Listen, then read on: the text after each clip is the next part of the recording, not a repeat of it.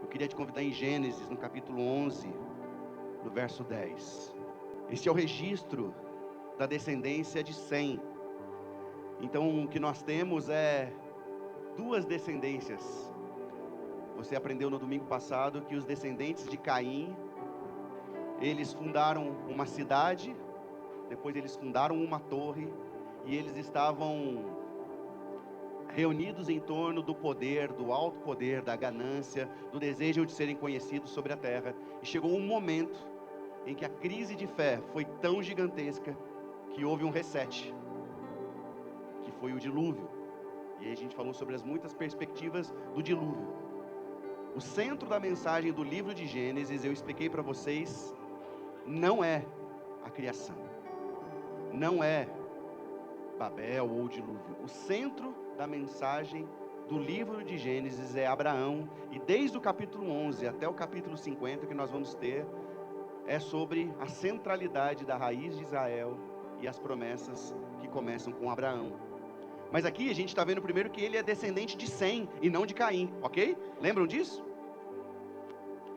2 anos depois do dilúvio, aos 100 anos de idade, Sem gerou Arfaxade. E depois de ter gerado Arfaxade, Sem viveu 500 anos e gerou outros filhos e filhas. Aos 35 anos, Arfaxade gerou Salá. Depois que gerou Salá, Arfaxade viveu 403 anos e gerou outros filhos e filhas. Aos 30 anos, Salá gerou Eber. Depois que gerou Eber, Salá viveu 403 anos e gerou outros filhos e filhas. Aos 34 anos, gerou Peleque. E depois que gerou Peleque, Eber viveu 430 anos e gerou outros filhos e filhas. Aos 30 anos, Peleque gerou Reu. E depois que gerou Reu, Peleque viveu 209 anos e gerou outros filhos e filhas. E aos 32, Reu gerou Seruque. E depois que gerou Seruque, Reu viveu 207 anos e gerou outros filhos e filhas. Aos 30 anos, Seruque gerou Naor. Depois que gerou Naor, Seruque viveu 200 anos e gerou outros filhos e filhas. E aos 29 anos, Naor gerou Terá. Depois que gerou Terá, Naor viveu 119 anos e gerou outros filhos e filhas. E aos 70 anos, Terá havia gerado Abraão, Naor e Harã. E aqui a gente começa a nossa mensagem de hoje. Esta é a história da família de Terá. Terá gerou Abraão, Naor e Harã. E Harã gerou Ló. Harã morreu em Ur dos Caldeus, sua terra natal, quando ainda vivia Terá, seu pai. E tanto Abraão como Naor casaram-se. O nome da mulher de Abraão era Sarai, e o nome da mulher de Naor era Milca. Esta era filha de Harã, pai de Milca e de Isca. Ora, Sarai era estéril, não tinha filhos. Terá tomou seu filho Abraão, seu neto Ló, filho de Harã, e sua nora Sarai, mulher de seu filho Abraão, e junto partiram de Ur dos Caldeus para Canaã. Mas ao chegarem a Harã, estabeleceram-se ali. Terá viveu 205 anos e morreu em Harã. A gente vai continuar a leitura, só quero parar para dar algumas explicações para você. Abraão não surge do nada. Abraão é filho de Terá. E Terá tinha 2 filhos. E um dos filhos de Terá morre. E você tem ali então Abraão acolhendo Ló, o filho de Harã, como se fosse seu filho. E os dois partem para a terra de Canaã. Mas eles não chegam à terra de Canaã. Eles param em Harã. E eles se estabelecem ali. Então você vê alguém aparentemente próspero financeiramente, mas você vai encontrar alguém que está sofrendo o luto do seu irmão e está acolhendo o seu sobrinho. E você não só está acolhendo alguém que perdeu o seu irmão e está abraçando o seu sobrinho como filho, mas você também está olhando para alguém que ouve um primeiro momento o chamado de Deus para Canaã, mas teme. E ele não segue direto para Canaã. Sabe que da primeira cidade em Ur dos Caldeus até Harã são 1000 quilômetros. Mas ali, ainda no seu território, na Mesopotâmia, você tem a segurança do seu clã de família. Você tem a segurança de marchar com o seu pai. Porque o centro da mensagem de hoje é que Abraão não foi chamado porque era o pai da fé. Abraão se tornou, em meio ao caminho, ele se tornou o pai da fé. E ele se tornou, em meio ao caminho, o pai da fé, justamente nas crises de fé. Então disse o Senhor a Abraão: sai da sua terra, do meio dos seus parentes, da casa do seu pai, e vá para a terra que eu lhe mostrarei. Porque eu farei de você um grande povo, e o abençoarei. Tornarei famoso o seu nome, e você será uma bênção. Abençoarei os que te abençoarem, e amaldiçoarei os que te amaldiçoarem, e por meio de vocês, e por meio de você, todos os povos da terra serão abençoados. Partiu Abraão como lhe ordenara o Senhor, e Ló foi com ele. Abraão tinha 75 anos quando saiu de Harã. Levou sua mulher Sarai, seu sobrinho Ló, todos os seus bens que haviam acumulados e servos que tinha comprado em Harã. Quero orar com você, e depois da minha oração, queria que você deixasse o texto aberto em Gênesis capítulo 22. Então, a gente ora aqui, e depois a gente vai para Gênesis no capítulo 22.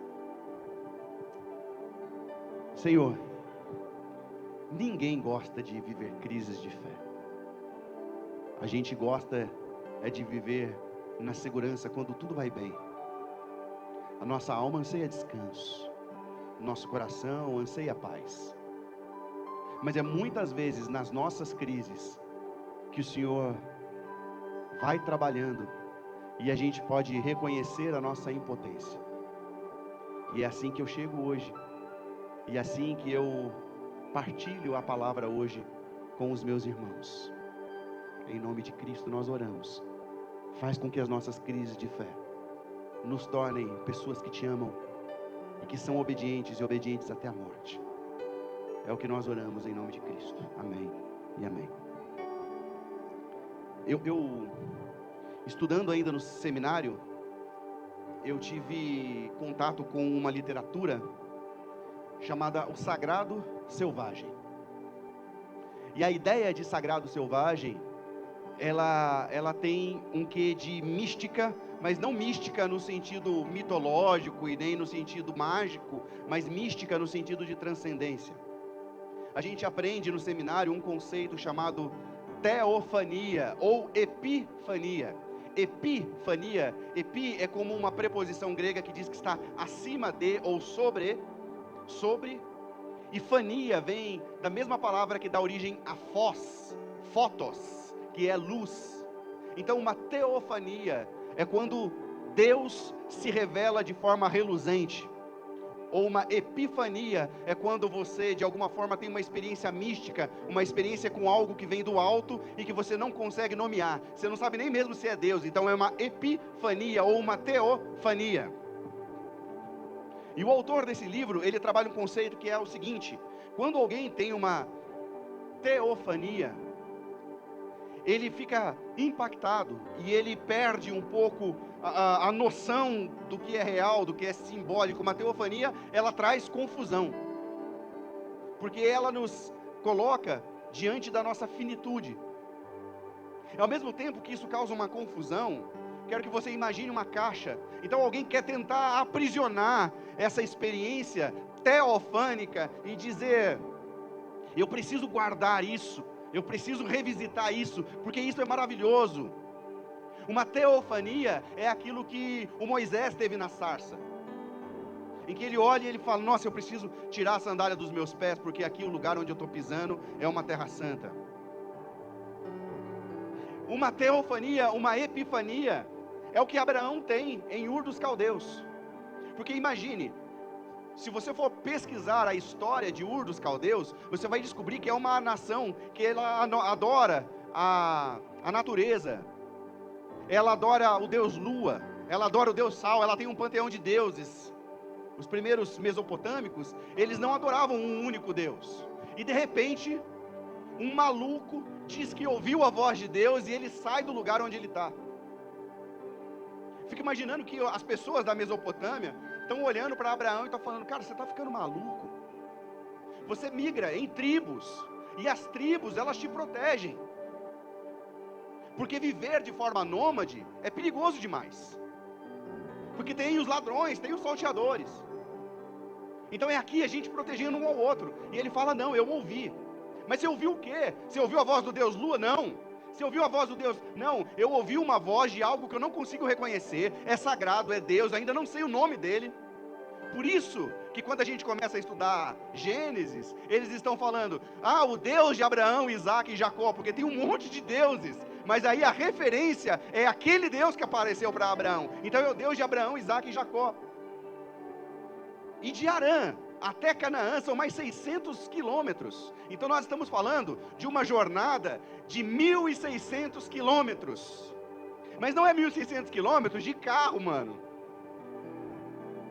Você lembra que não tinha carro? Hello, não tinha. Você reclama do seu carro, mas não tinha carro. Aí você imagina, você com o Luquinhas numa mão, com o Cris da outra mão, com os bezerros, com as tendas, você desarma. Eles costumavam migrar de 25 a 30 quilômetros por dia. Aí você calcula quanto tempo vai levar para fazer esse processo migratório. Porque você ouviu uma voz. Porque você ouviu uma voz, cara. E o conceito de sagrado selvagem é porque você tenta guardar a experiência. Então você imagina uma caixa e alguém fala assim, Deus está aqui nessa caixa. Cara, você precisa experimentar, vem cá. Aí eu chamo o Ronaldo e falo, Deus está aqui nessa caixa. Eu chamo a Eloy e falo, olha, Deus está aqui nessa caixa. Quando a gente vê, está todo mundo rodando ao redor da caixa. Oh, Deus está aqui, Deus está aqui. Só que aí você abre a caixa, o que tem dentro da caixa? Não tem nada. Não tem nada por quê? Porque o sagrado é selvagem. Você não consegue aprisionar. A minha experiência com o sagrado não é a sua experiência com o sagrado. Você não consegue dizer, se você orar 5 sextas-feiras, Deus vai aparecer para você. Você não consegue fazer, se você fizer a campanha da vitória, você aprisiona um jeito de ter Deus e Deus vai aparecer para você. Não é isso. É uma experiência íntima, pessoal e mística. Mas quem tem, sabe que tem. E não consegue explicar direito o que tem. Eu tive aos 16 anos de idade. E eu sei que eu tive. E hoje eu estou com 44. E eu me lembro como se fosse hoje. A questão é, ele não sabia exatamente o que chamava, mas ele seguiu. Ele seguiu o pai da fé? Não, ele não seguiu o pai da fé. Porque ele sai de Harã e ele passa pelo Egito. E quando ele chega no Egito, tem um reinado gigante. O rei daquela nação se chama Faraó. E ele tem uma mulher da hora, chama-se Sarai. E ele olha e fala assim, cara, eu vou falar para esse príncipe do Egito que ela é minha mulher, ele vai me matar para ficar com ela. Aí sabe o que ele faz? Ele mente. Ele é pai da fé? Ele mente. Não, ela não é minha esposa, ela é minha irmã. Vocês percebem como ele não é pai da fé ainda? Mas ele está vivendo um caminho de fé a partir de uma teofania, a partir de uma experiência. Ele chega em Canaã, vivendo algumas crises de fé, porque no meio do caminho, o povo que trabalha para ele e que trabalha para Ló, seu sobrinho, estão brigando no meio do caminho.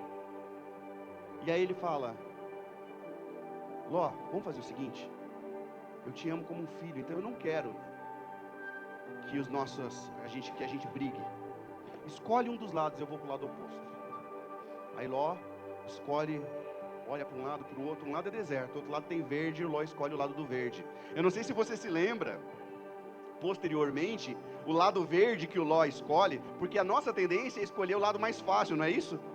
Eu estava falando inclusive com uma pessoa essa semana sobre os atalhos que a gente tenta tomar na vida. Porque a gente quer o mais fácil. Mas nem sempre aquilo que é o mais fácil é a voz de Deus dizendo, vai por aqui porque aqui é mais fácil. Vai por aqui porque aqui é bom, não é vai por aqui porque aqui é mais fácil. E Ló vai se meter lá na Sodoma e Gomorra mais para frente, se você for ler o livro de Gênesis. Mas o Abraão segue no caminho do deserto. E olha, muitas das experiências que eu tive com Deus foi no deserto. Foi muitas. No deserto da alma. E ele chega. Só que ele tem uma promessa, que foi a promessa do 22. Eu vou dar um filho para você. E ele fala: eu acredito, Deus. Só que começa a demorar. Para você ter uma ideia, se você leu aí, ele tem 75 anos. Mas a promessa de Isaac é só depois dos 100. Então são 25 anos. Nesses 25 anos, a fé de qualquer um esmurece. E ele fala: eu acho que eu ouvi Deus, mas não foi exatamente o que eu ouvi. Talvez Deus tinha falado que ele ia dar um filho, mas Deus talvez não tinha falado que era com Sara. Então eu vou fazer o seguinte: eu vou pegar uma escrava de Sara, porque se é escrava dela, é como se fosse ela, porque é escrava dela, e eu vou ter um filho com ela. E ele tem um filho. E a nação gerada desse filho briga com a nação, filho de Isaac, até hoje. Não vou entrar no mérito histórico aqui, mas só para você saber, Ismael é pai dos árabes. E Isaac é pai dos judeus, e até hoje, milhares de anos depois, eles brigam. E talvez briguem por causa das promessas, como quem divide uma herança, não? Mas Deus fala para ele: não, peraí, não foi isso que eu te falei, cara. Você vai ter filho, e vai ter filho de Sara. Em um dos momentos da caminhada, quando aparece um anjo e fala que vai ser filho de Sara, a Sara ri. E Deus diz: eu ouvi você rindo. Você não acredita? Crises de fé. Essas são as nossas crises de fé. E antes de chegar no texto em Gênesis capítulo 22,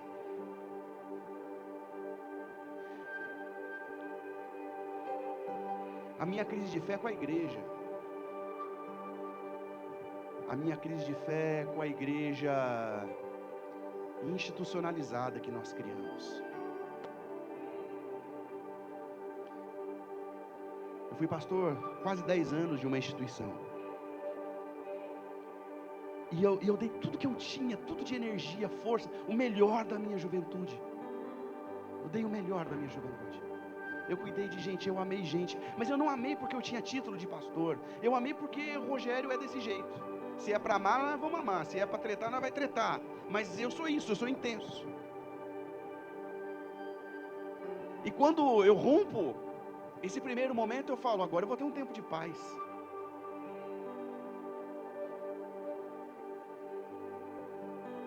Aí eu descubro o câncer da minha mãe. E eu briguei com Deus. Falei: cara, durante 10 anos eu não pude ter tempo com a minha mãe para te servir, e agora que eu vou ter tempo com ela, você me tira ela? Essa é a crise de fé quando o nosso marido morre. Essa é a crise de fé quando o nosso pai morre. Essa é a crise de fé quando a gente congrega numa instituição que nos fere. Essa é a crise de fé que a gente tem quando uma pessoa que a gente ama nos trai, seja uma esposa, seja um marido, ou seja um amigo que você julga que é seu amigo. Essas são as crises de fé da nossa vida, e ninguém quer crise de fé na nossa vida. O que a gente quer sombra e água fresca. É natural que o humano queira isso. É natural. Mas a minha experiência de jornada é que a gente só ama Deus de verdade quando a gente passa pelas crises de fé, nos lembrando da teofania, nos lembrando da epifania, nos lembrando quem nos chamou há 25 anos atrás, e dizendo: eu continuo, eu acredito na promessa que o Senhor fez. Mas não é uma promessa assim, uma promessa bonitinha para mim. Eu acredito no chamado, eu acredito na vocação, eu acredito que o Senhor tem algo para fazer por meio da minha vida. Porque a vocação e o chamado cristão não é um chamado para viver a sua própria vida. Porque aquele que ama a sua vida perde, mas aquele que perde a sua vida por amor de mim encontra. Então, esse chamado é para fazer algo para além, é para o mundo, é para o universo, é para as pessoas que cercam você. Que bom ter uma loja, porque eu tenho a oportunidade de abençoar e falar de Cristo para todo mundo que entra nessa loja. Que bom é ser um líder de uma equipe de vendas, porque eu tenho a oportunidade de testemunhar do amor de Deus na minha equipe de vendas. Que bom é trabalhar com os peão, porque aí eu consigo falar de Jesus para os peão. Que bom é ser professor, porque no meio da loucura que está a educação, uns mais, outros menos, alguém vê a luz de Jesus em mim. Que bom é vender bolo gostoso, porque todo mundo fala, o que tem nesse tempero aí? Que mistura é essa que ninguém consegue parar de comer? E você fala, é Deus que tem nessa mistura, porque foi Deus que me chamou para fazer bolo. Porque o nosso chamado não é para nós mesmos. Que bom que eu estou nessa feira vendendo perfume, porque eu tenho a oportunidade de exalar o perfume de Cristo, porque o nosso chamado não é para nós.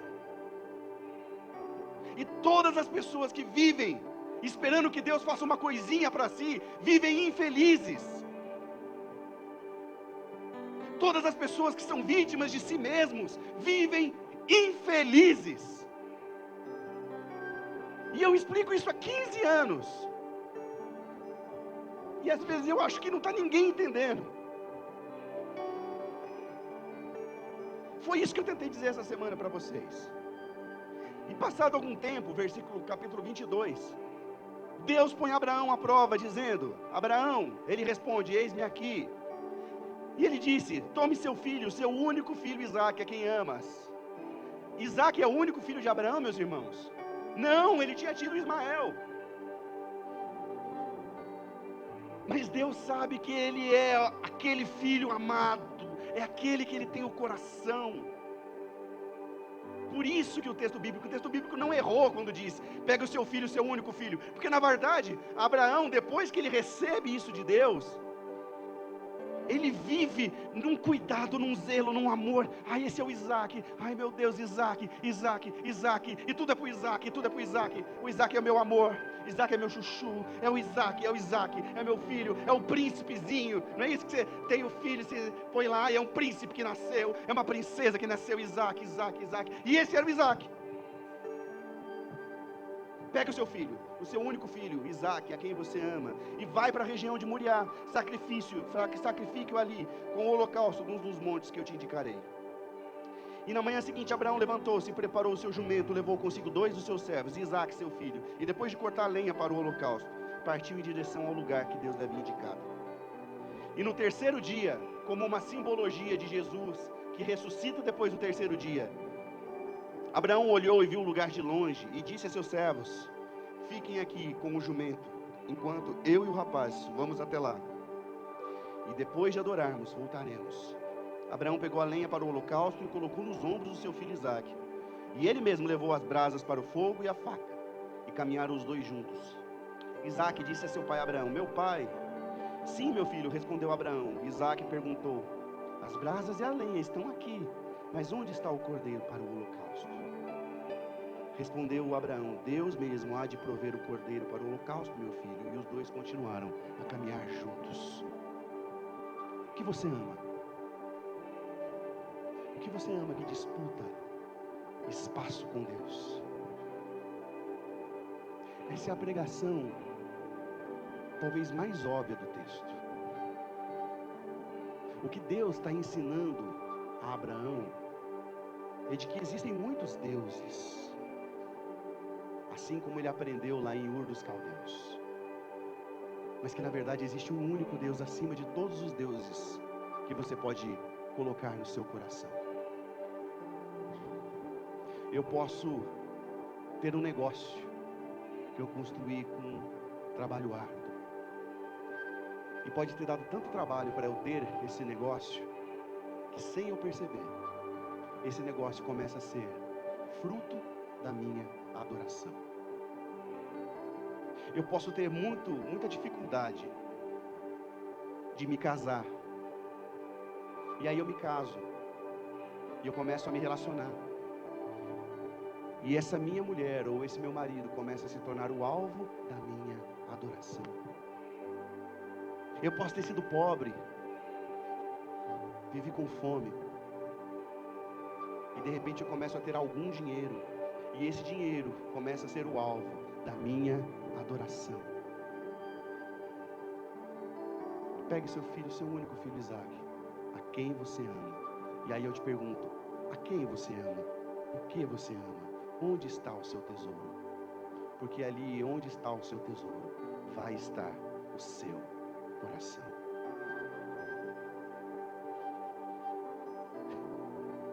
O Isaac põe detalhes mórbidos. Aliás, a cena é muito mórbida, né? A criança ingênua está carregando aqui, e ele fala assim: pai, está faltando alguma coisa. Tem aqui a lenha, o senhor está carregando fogo, mas quem é que vai morrer? Essa é a pergunta que ele faz. Quem é que vai morrer?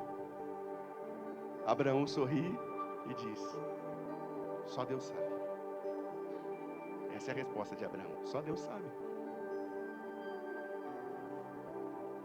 E aí eles chegam no lugar.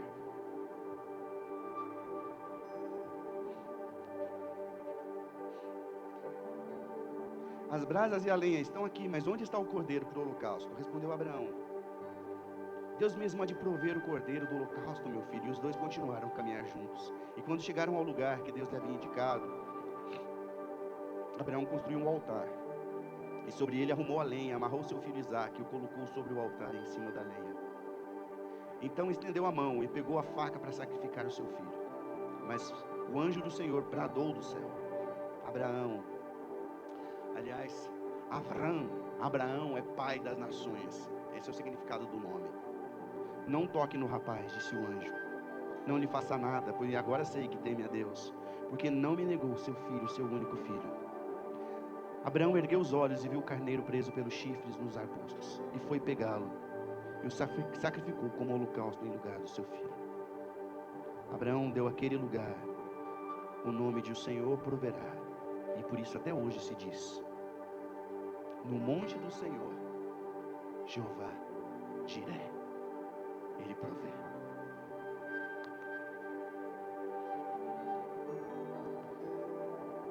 A frase do Abraão é: quando a gente entrega aquilo que a gente mais ama, e a gente recoloca Deus no lugar da adoração, Deus devolve os nossos sonhos e os nossos planos. Deus devolve. Jó foi acusado por seus amigos de ter cometido mal, e ele não cometeu o mal, mas mesmo assim a desgraça veio sobre ele. E ele ora pelos seus amigos, ele ora por aqueles que lhe feriram. E quando ele ora, ele tem uma teofania. E ele diz: olha, antes eu te ouvia, eu conhecia você de ouvir falar, mas agora os meus olhos te contemplam. Ele tem uma teofania, quando ele é capaz de tirar o seu olhar da vitimização, do seu coitadismo, da sua dor, e olhar para aquele que o chamou. Poderia dar outras experiências de teofania aqui para vocês, mas o meu coração hoje arde em dizer: sacrifica o seu Isaque para Deus e volta para aquele que te chamou. Sacrifica aquilo que você ama mais do que Deus e que está escondido no seu coração, porque é muito sutil quando a gente passa a amar outras coisas além de Deus. É sutil demais. É muito sutil. Aí a gente entrega. E de repente, a teofania se revela novamente. Abraão, eu estou aqui, eu estou te vendo, não precisa matar o Isaque. E se você perguntasse: nossa, mas a vida com Deus é muito difícil, porque esse Deus aí é capaz de pedir aquilo que eu mais amo. 2000 anos depois, existe um monte e existe um cordeiro, e lá não tem voz do céu que brada: não precisa sacrificar, porque Deus, em amor a você e a mim, a cada um de nós, Ele disse: eu vou sacrificar. E Ele sacrifica o seu filho. O Isaque de Deus se chama Jesus o Nazareno, que não tinha culpa e morreu pelas nossas culpas. Quero concluir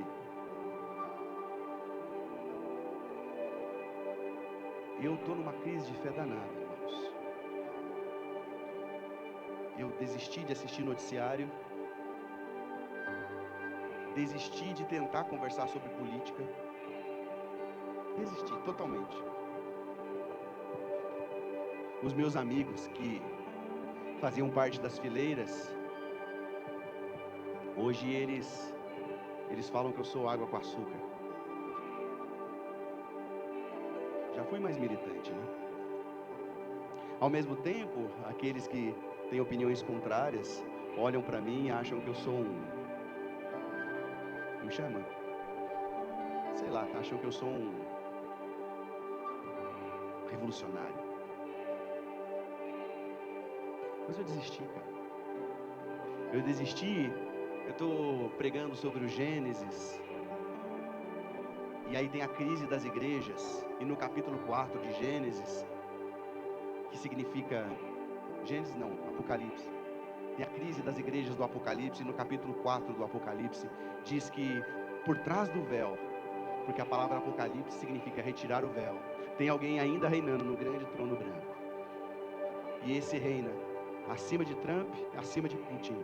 Esse reina acima de Bolsonaro e acima de Luiz Inácio. Esse reina acima de todos. Esse reina.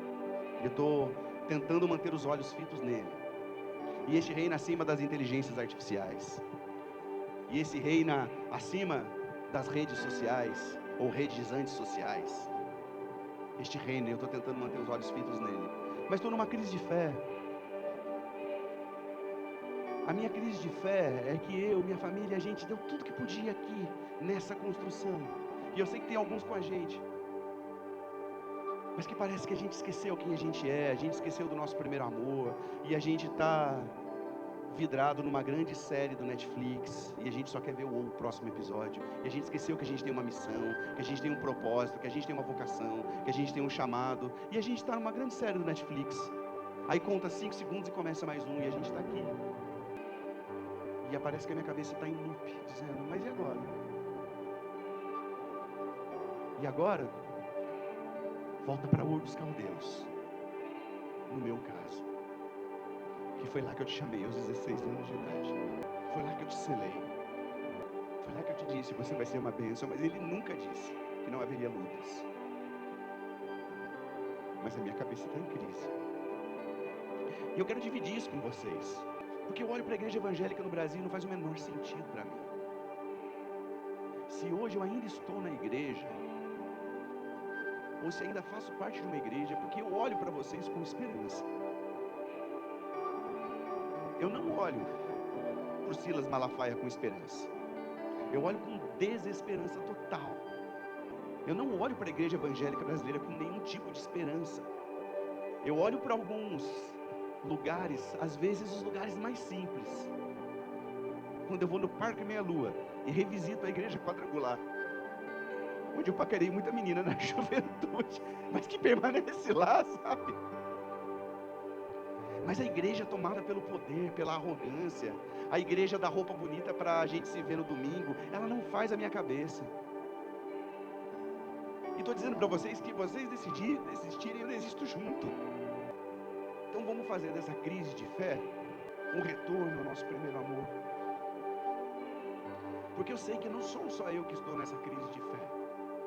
Acho que todas as pessoas que olham para o cenário mundial. Mataram um rapaz essa semana. Gente, eu não tenho a menor ideia se esse rapaz é do bem ou do mal, porque é tanta coisa que fala, a gente defendendo, a gente atacando. Ele era armamentista, ele não era. E aí algum acha que está no direito de rir porque o cara foi assassinado, porque ele era... E aí o outro acha que não, que ele... E aí eu falo, meu Deus, eu quero nem saber, eu não tenho cabeça para isso, eu tenho aqui vocês, eu tenho gente para cuidar aqui, eu tenho gente para amar aqui. Eu tenho o meu vizinho, que eu tenho orado, que faz hemodiálise todo dia, ou 2, 3 vezes por semana.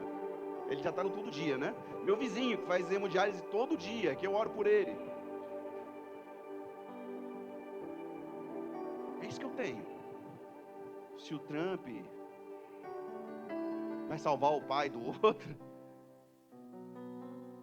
gente, eu tenho vocês. Eu tenho que servir vocês, lavar os pés de vocês. E eu encerro aqui, dizendo, vamos voltar. Congregar não é opcional. Quem é que disse que era? O texto de Hebreus fala para a gente. Não deixe de congregar, como é costume de alguns. Porque no congregar a gente se fortalece. E congrega aqui, congrega na célula. E na célula abre o coração. Mas não para de congregar, não. Vamos orar? Responde a Deus, a essa palavra que eu estou te partilhando. E para de achar que as dores e as crises de fé são coisas ruins, porque é nas crises de fé que a gente aprende a olhar para frente e a lembrar daquilo que Deus nos chamou para ser. Tenho intimidade suficiente para dizer que o Vitor, esse mano querido que está tocando teclado, tem as primeiras aulas de violão, ele há 14 anos atrás. Aí, estava mostrando essa semana para um brother que o seu contato está escrito Vitor, Banda dos Adolas. Você sabe? Porque ele fez parte da primeira banda de adolescentes que eu construí há 15 anos atrás, quase. E aí ele partilhou, cara, eu fui criado no Evangelho, mas eu não conhecia Deus. E foi na morte da mãe dele. E foi na crise de fé que ele teve um encontro com Deus. Então, você quer lamentar porque você passa por alguma provação? São as nossas provas que nos trazem para perto. Porque nossas provas nos tiram da nossa prepotência. Nos lança no mar da nossa impotência. As nossas provas quebram totalmente a nossa prepotência. E a gente se vê impotente. E na nossa impotência Deus se faz presente com toda a potência, com onipotência. É isso que eu queria dividir com vocês hoje.